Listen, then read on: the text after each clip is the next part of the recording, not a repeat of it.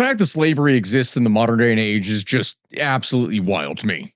Hello, my friends, Takuya here, and welcome back to the History of Everything podcast, where it is that we're going to be looking at, you can probably tell from the title of this thing in the first place, modern day slavery, and how and why it is still something that exists. In fact, a weird fact before it is that we really jump into this, I do want to make something of note.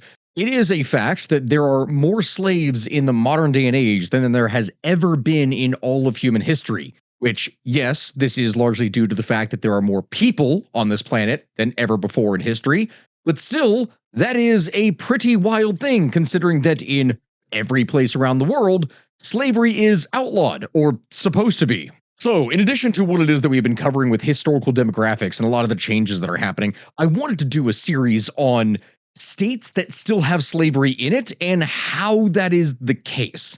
For today's story, what it is that we're going to be telling you about is that of slavery disguised as patriotism, which sounds like such a weird thing to say, but it's true. It is a perversion of national pride that has left an entire generation be cast into the most unlikely kind of slavery that one could even imagine in the first place. A slavery of service to one's own country. But hey, even if everything is crumbling in a country, do you know what should always support you? Your chair. Yeah, I know that was a harsh transition, but it is definitely really real. Look, if your chair squeaks, if it sags, or it has lumbar support that's basically a glorified lump of foam, I'm just saying your back is not going to forgive you forever. Like, trust me, please, I'm in my 30s now, I know. This year, though, this is the FlexiSpot C7 Max, and honestly, this is just something that has ruined every other kind of chair for me, and here's why. The armrests, they move in 6 different ways, whether it's up, down, in, out, forward, they pivot, it is amazing. So your shoulders actually relax instead of just hovering near your ears all day as you're trying to work. The lumbar support, it's dynamic, it flexes with your spine as you move, you're not fighting the chair, it's actually following and working with you. The headrest adjusts 4 different ways, so it actually cradles your neck instead of just, existing back there, sticking into you. And you can recline all the way to 133 degrees and lock that in, which is just perfect for the 3 p.m., oh, I am so tired and I just need to think moment when you're laying back.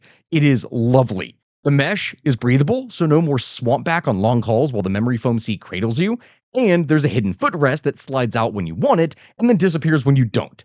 There's a 10-year warranty, and it's way better than just about any kind of chair that anyone else is selling you. I promise you this. If you sit for a living, this is the upgrade that is going to save you. It is the FlexiSpot C7 Max. I use all FlexiSpot stuff within my house. Links in the description. Go and check it out, my friends. All right, and before I go, I do also want to say happy FlexiSpot 10th Anniversary Day Sale. You can get up to 65% off. You can also get an extra $50 off the C7 Max with the code C750, and you can check out the sale to get your own ergonomic chair and upgrade your working gaming space. This thing is genuinely amazing. And now back to the show. For those of you that have no idea what it is that I'm talking about, yes, my friends, today we're going to be looking at an oftentimes overlooked country that is near the Horn of Africa. Today we're going to be talking about Eritrea. So with that being said, fall into rank as we march towards context about the strangest form of modern-day slavery that does exist now and probably has ever existed. Let's get started here, my friends. Now, as I said just a moment ago, a lot of people probably are not familiar with Eritrea in the first place. Eritrea is an African country that is situated on the Red Sea coastline, and it's something that is bordered by Ethiopia, Sudan, and Djibouti. Home to some of the earliest hominid fossil records dating back literally a million years. If we went all the way back that far for context, it would, honestly, it would set a record for this channel, but that's not what it is that we're going to be doing here today, so I don't want to get anyone's hopes up. I've already seen comments on previous videos that I've done where it's like, he didn't go back by a century. This isn't Stakui that I know. But no, we're not going to go back that far. What concerns us isn't the very distant past of Eritrea, it is instead more the dark present state that we're trying to focus on. With a history that includes moments where they were ruled by the Ottomans, the British, and others, Eritrea spent the longest time being ruled by Italy. That is where the real story of modern Eritrea begins. Because from the year 1869 up until around 1941, Italy ruled over Eritrea, building many buildings in the Art Deco style during the 30s. In 1941, the British would kick out the Italians because, they were performing horribly over the course of World War II, and presumably, pasta was never the same there. But after the war, Eritrea was grouped together with Ethiopia for some years, but many of the Eritreans said, no, we do not actually want to be part of an Ethiopian state. And in 1961, they overthrew the current leadership then, and a 30-year war against the Ethiopian government began that left Eritrea in a kind of murky status until 1993. This being when a UN-led referendum was held and the people of Eritrea would vote overwhelmingly for independence. That is largely the speedrun of it. With international support behind the results of this referendum, Eritrea would officially become a sovereign state in 1993, and that was the end of that. Well, I say that, but unfortunately for the good people of Eritrea, the EPLF would then go and seize power. They would establish a one-party state along nationalist lines and ban further political activity. The National Assembly had elected independent Eritrea's first president, Isaias Afwerki, in 1993, along with the new constitution, which he chose to immediately ignore and never actually let be passed into law.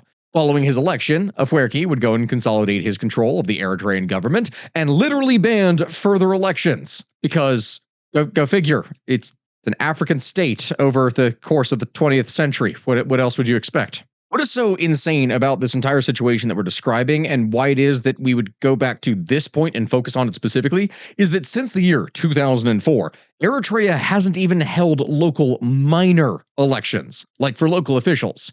Since 2010, no legislature has met in the entire country. No political party, except the Isaias-controlled People's Front for Democracy and Justice, the PFDJ, has been allowed to exist.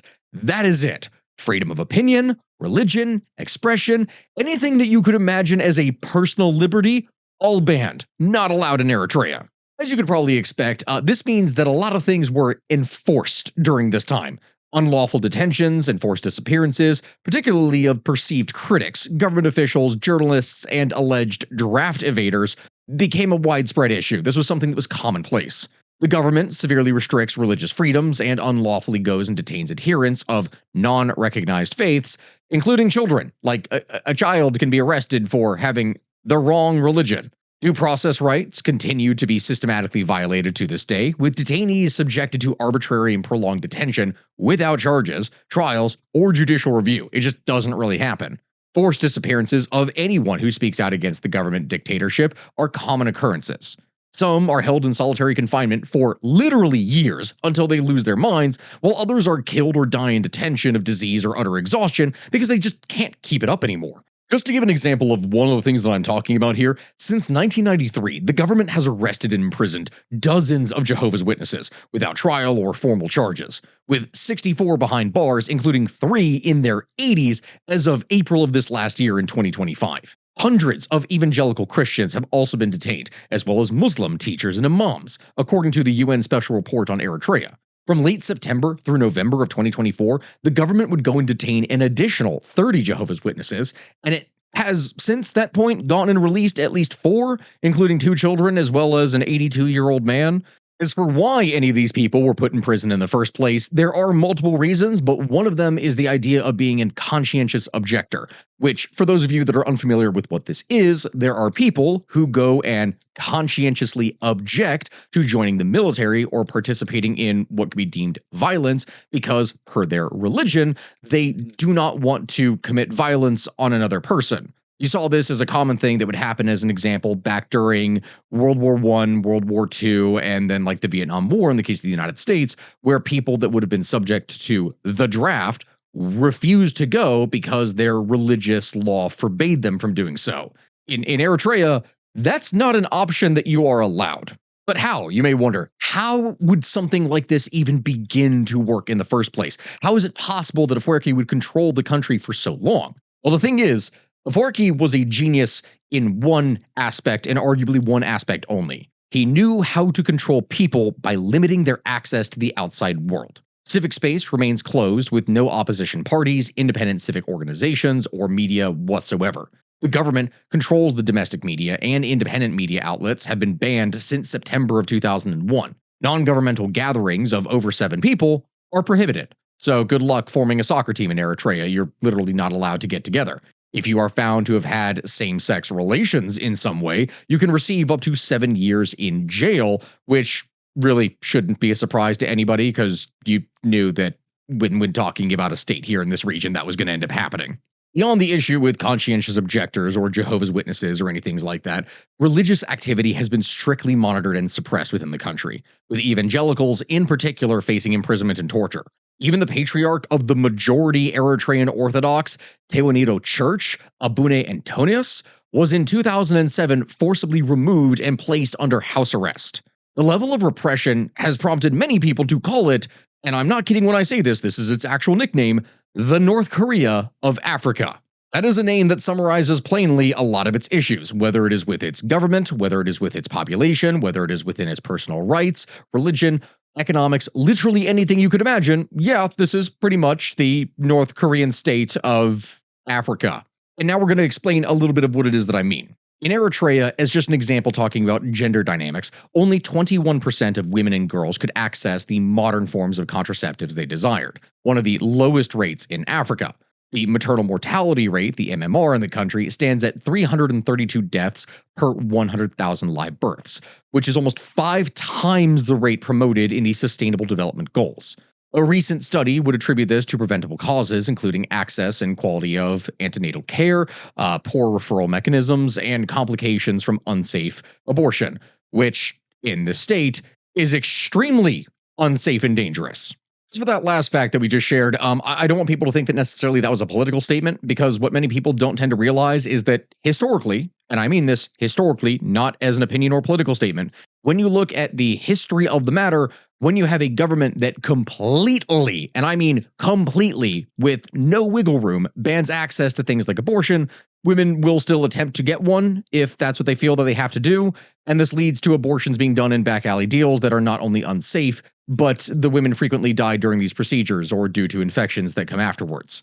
Eritrea, being what it is, happens to be one of the best examples of this sad fact, as even obtaining birth control, or let alone an abortion, can be a life-threatening ordeal. It is not a pleasant or easy situation at all. Beyond that, Eritrea has also utterly failed to sufficiently tackle ongoing violence against women and girls.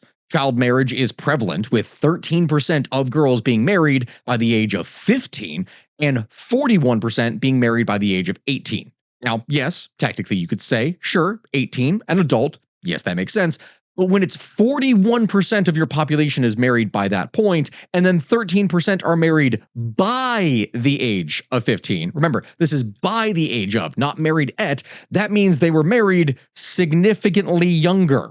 Contributing factors include the national laws that define the age of marriage as 18 years, but allow for girls aged 16 and above to get dispensation, social and cultural norms, and a high prevalence of female genital mutilation, FGM. The UN Special Report on the Human Rights Situation in Eritrea documented ongoing sexual harassment and sexual violence against female conscripts, with no way to receive justice in the legal system. Because yes, at that point, we're not just talking about your average everyday people, we're talking conscripts within the military. And that is the part that we're going to really be focusing on here when it comes to the slavery issue.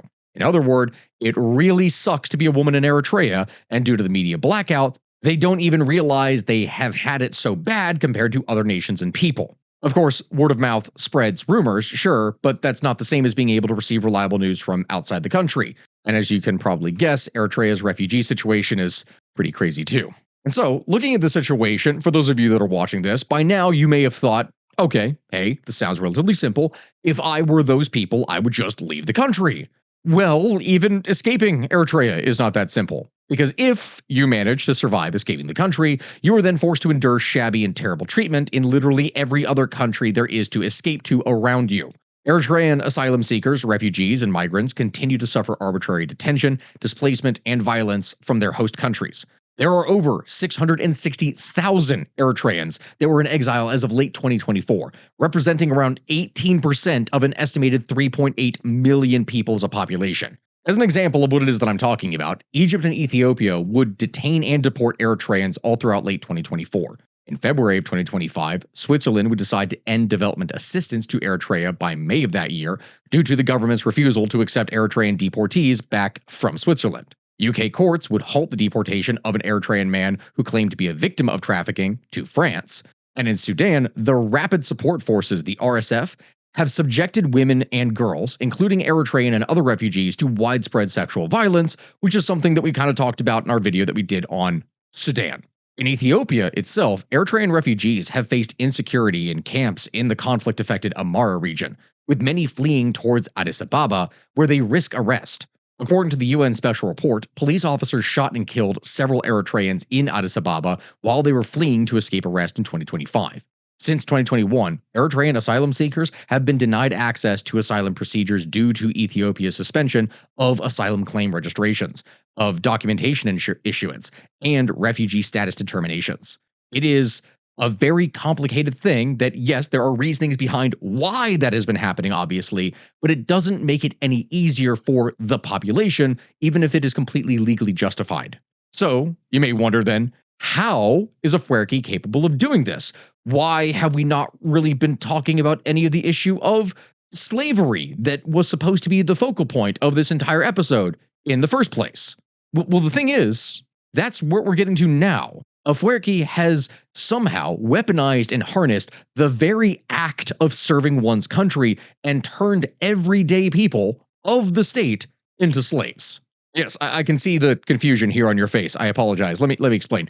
The government of Eritrea has implemented a rather novel approach to enslaving its own population. They've accomplished this by denying exit visas to its citizens and then mandating national military service. What I mean by that is that although Eritrean law sets the duration of national service at 18 months, and you are obligated to do this, in practice, since the government declared a state of emergency in 1998, mandatory service has been extended indefinitely. As a result, most Eritreans serve for years, some of them decades, with piss-poor paltry pay and arbitrary punishments being common. If you accidentally screwed something up, oh, hey, lo and behold, your service that was supposed to end after 18 months and you are 7 years into has now been extended to 10 years. Congratulations. You're going to need to do this now. The length of service is random, with no clear criteria governing its duration at all. It is just whatever Afwerki wants it to be at any given time. Recent stories even included stories of high school students being taken out of school and then placed in military service before they'd gotten a chance to finish their education. Eritrea's policy of indefinite national service, which includes civil service and military service for the, and I quote, furtherance of national development, was recently investigated by a UN independent human rights investigator. The resulting report found torture, inhumane or degrading treatment, sexual and gender-based violence, forced labor, and abusive conditions being regularly experienced by Eritreans over the course of their compulsory national service. Like, for anyone that is in a military somewhere around the world, you think that you have it bad. I promise you, there is an Eritrean that has it significantly worse. Now, you may be looking at me right now and thinking, Stack, okay, well, this is what happens when you are forced to serve in the military. What if you just don't do anything? What if you refuse? What exactly will the state do? Well, conscientious objection will get you disappeared and tortured, so don't think that you could try that. No, what's even worse is that Eritrea has turned its military into a unique 21st century slave labor force. Now, what does that mean, you may wonder? Well, let's break it down a little further. If you go and compare Eritrea's system to another country, like, let's say, as an example, we talked about it before, North Korea, the Eritrean national conscription system is considered to have eclipsed North Korea in terms of the sheer amount of slavery and human rights abuses that take place within it, as it's arbitrary, not even part of its own messed up communist juche ideology. Compared to Pyongyang, where North Korean men and women are required to serve 10 and 8 years respectively, the forced conscription that takes place in Eritrea, as I said, ends up in many cases being basically indefinite. Like, they let you out when they feel like it, which oftentimes in that case comes from being able to give a bribe. This seems to occur at random too, so when you're an Eritrean, you can expect to serve somewhere between 18 months and in some cases 40 years. Like, you could have been conscripted at 17 and then you are not out until you are 57. And that is with oftentimes no wages whatsoever, even if you did manage to get something out of it. There's no free college or healthcare or anything that you're going to get to support you there. But why, you may wonder, why would the Ethiopian state do this? It just doesn't seem like that would actually be something that would be helpful. Well, aside from needing military forces for intervention in the Tigray War and minimal border disputes with Ethiopia, Eritreans are largely used as indebted laborers to the state.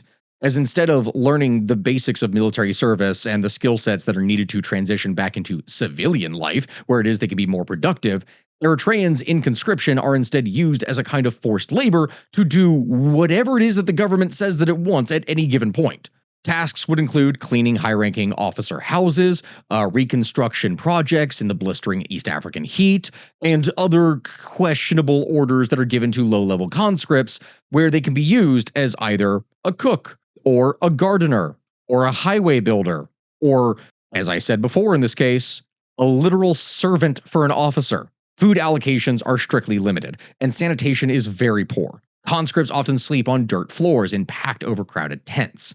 Simply asking for leave, inquiring about discharge dates, or voicing a complaint of any kind can result in immediate imprisonment.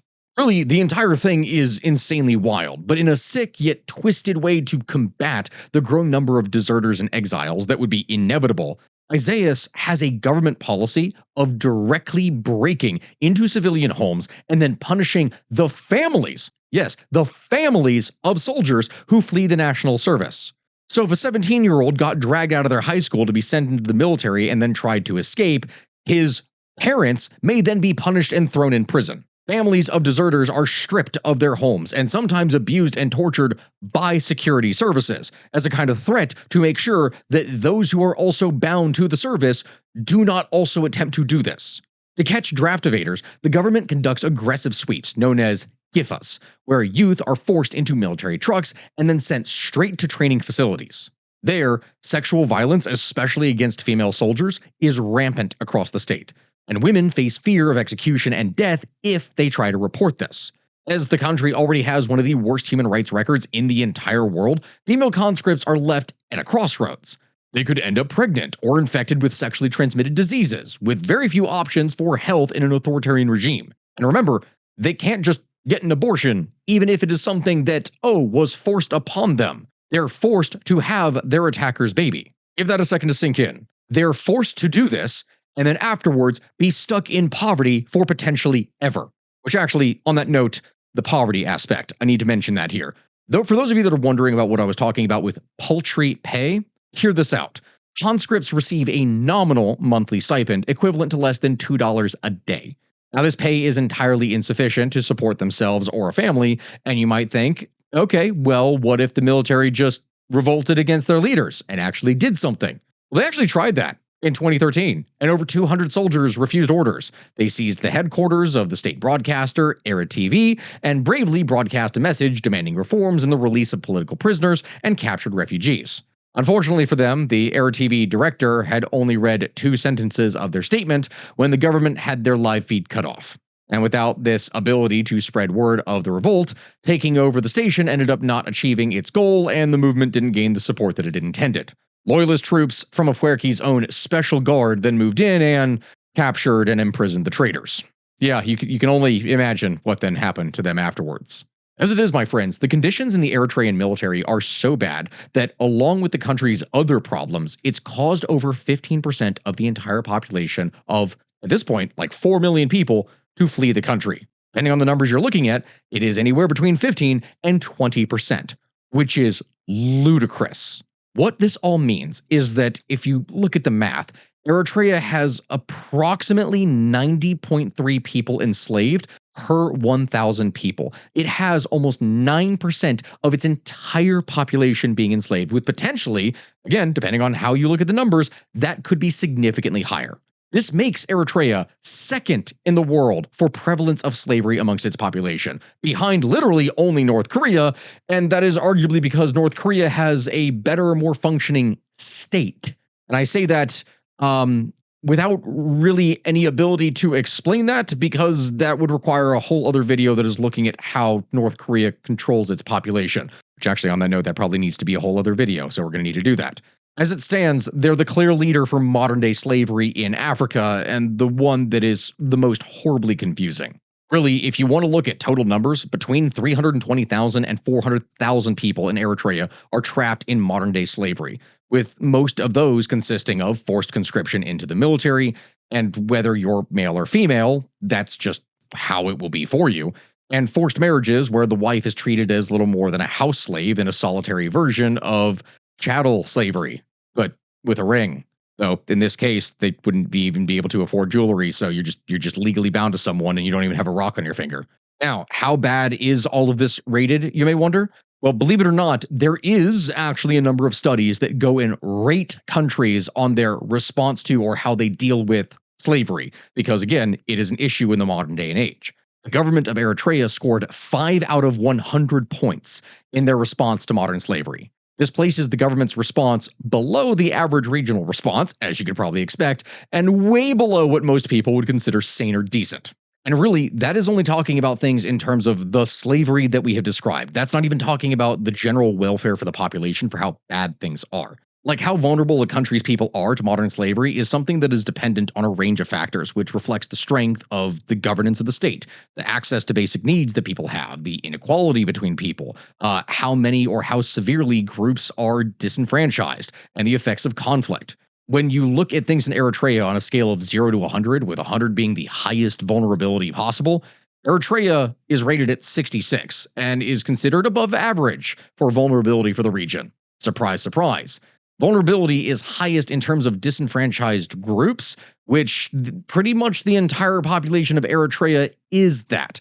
This puts them in one of the top 5 most vulnerable populations in the entire world. And so all attempts by the international community to stop the slavery that is going on in modern day Eritrea have so far been unsuccessful. This has led it to be one of the most successful, if you want to use that term, dictatorships of all time, at least in terms of being opposed or people not being able to oppose it. Nobody has stepped in to fix the situation. And to be honest, we're not really sure that anyone is going to.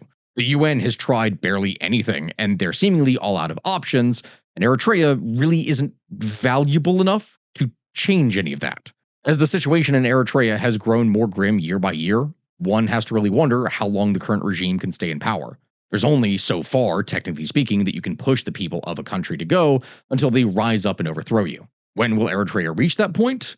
No one can really tell. It may take the sudden, maybe illness, death, or incapacity of their leader to make that possible, but we really can't say. The more Eritrea descends into authoritarianism through hardline labor practices and conscription, the more the country will face a mass exodus, declining labor force, further international isolationism, greatly diminishing any economic potential the East African country could have for the future. Because, after all, you can only profit off of human pain and suffering so much before the universe, karma, or whatever you want to call it, brings you some kind of retribution when everything breaks. We've seen it time and time again with dictators throughout history, but it's still undetermined as to how Eritreans will achieve justice, because it looks like they might have to do it without any substantial international support. Either way, with that being said here, my friends, we'll keep an eye on this story and let you know if anything significantly changes, and then if it does, we will be there to explain how it happened. Because, lo and behold, there's a lot of dictatorships or military governments, we will say, around the world that have been becoming increasingly more fragile as time goes on. And those inevitably cannot last. Thank you. And please check out our Patreon for more content. I'll see you all here next time. Let me know in the comment section below what other kinds of things you want us to cover next. And if there's any other examples, like in this case with this topic about modern day slavery, that you'd like for us to talk about. Thank you, my friends, and goodbye.